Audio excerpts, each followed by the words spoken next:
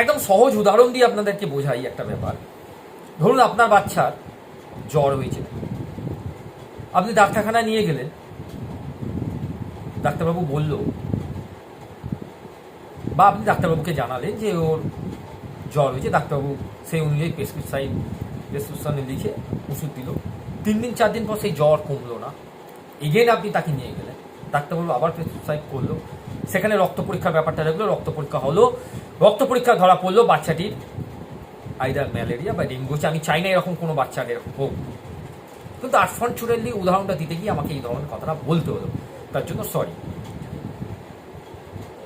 তাহলে এবার আপনি আমাকে বলুন, আপনি বাচ্চাটার সঠিক ইনফরমেশনটা কি ডাক্তারবাবুকে দিয়েছিলেন?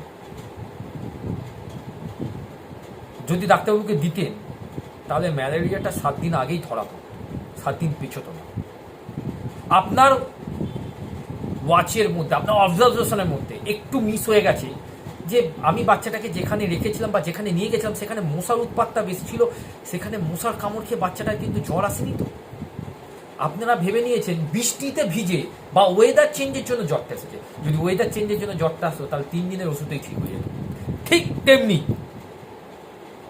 আমাদের লাইফটা, আমরা আমাদের অবজারভেশন ভুলের জন্য বাচ্চাদেরকে ভুলভাল প্রেডিকশন করে ফেলি।